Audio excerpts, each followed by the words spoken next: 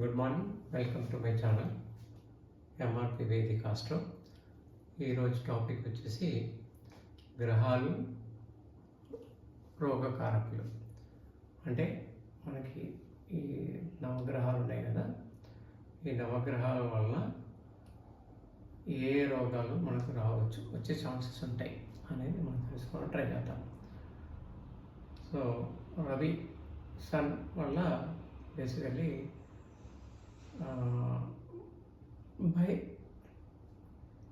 బైల్కి సంబంధించిన, అంటే డైజెషన్కి లివర్ బైల్ ప్రొడ్యూస్ చేస్తుంది కదా, దానికి సంబంధించిన డిసీజెస్, జ్వరము, మంట, తర్వాత స్టమక్లో కూడా ఇష్యూస్, హార్ట్ సంబంధించిన ఇష్యూస్, స్పైనల్ కార్డ్ సంబంధించిన ఇష్యూస్, ఐస్కి సంబంధించిన ఇష్యూస్, మైగ్రేన్, ఇవన్నీ కూడా కలుగజేసే ఛాన్సెస్ ఉంటాయి అన్నట్టు. తర్వాత చంద్రుడు ఏ రోగాల కారకులు అంటే మనసుకు సంబంధించిన రోగాలు, డిసీజెస్, ఓకే, మెంటల్ ఇష్యూస్. తర్వాత నిద్ర ఎక్కువ కావచ్చు, తక్కువ కావచ్చు, ఊపిరితిత్తులకు సంబంధించిన ఇష్యూస్, కోల్డ్, కాఫ్, ఇవన్నీ కూడా కలుగజేసే ఛాన్సెస్ ఉంటాయి. కుజుడు, మార్స్, బ్లడ్ సంబంధించిన issues, muscle, tumours, okay, thirsty, తర్వాత ఫియర్, సో ఇవన్నీ కూడా కలిగేసే ఛాన్సెస్ ఉంటాయి. బుధుడు, మెర్క్యూరీ, నర్వస్ సిస్టమ్, నరాలు, దానికి సంబంధించిన ఇష్యూస్, స్పీచ్, థ్రోట్, ముక్కు, brain, okay, skin also, thyroid, nose, so వీటన్నిటికి సంబంధించిన ఇష్యూస్ కలిగేసే ఛాన్సెస్ ఉంటాయి బుధుడు. గురువు వచ్చేసి మెమరీ ఎఫెక్ట్ చేయవచ్చు, okay.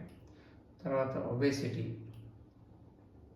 Diabetes, indigestion, liver issues, jaundice, so ఇలాంటి డిసీజెస్ కలగజేసే ఛాన్సెస్ ఉంటాయి. తర్వాత శుక్రుడు, వీనస్ వచ్చేసి ప్రైవేట్ పార్ట్స్కి సంబంధించిన ఇష్యూస్, కామం ఎక్కువ కావచ్చు, తక్కువ కావచ్చు, ఎనిమియా, యూరిన్ ఇన్ఫెక్షన్స్, వీటన్నిటి కూడా కలగజేయచ్చు అన్నట్టు వీనస్. తర్వాత శని వచ్చేసి లెగ్స్, మోకాలు, ఓకే, వీటికి సంబంధించిన ఇష్యూస్, స్కిన్ రిలేటెడ్ ఇష్యూస్.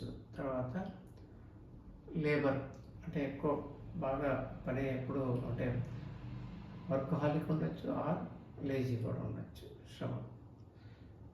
తర్వాత రాహు వచ్చేసి, రాహు వల్ల addiction, depression, gastric issues, cancer, breathing problems, ఇవన్నీ కూడా రాహు వల్ల కావచ్చు. కేతు వల్ల ఇమ్యూనిటీ డౌన్ కావచ్చు, క్యాన్సర్, క్యాట్రాక్ట్, తర్వాత మనకి అర్థం కాని రోగాలు, ఇవన్నీ కూడా కేతు కలిగే చేసే ఛాన్స్ ఉంటాయి. సో అయితే ఏంటంటే ఈ గ్రహాలు మన జాతక చక్రంలో ఏ పొజిషన్లో ఉన్నాయి అనేది కూడా ఇంపార్టెంట్ అన్నట్టు. అవి 6th హౌస్ రోగకారకమైన, అంటే ఆ హౌస్, తర్వాత 6th house, 8th house, 12th హౌస్లో ఒకవేళ ఈ గ్రహాలు ఉన్నప్పుడు ఈ డిసీజెస్ కలుగజేసే ఛాన్సెస్ ఉంటాయి.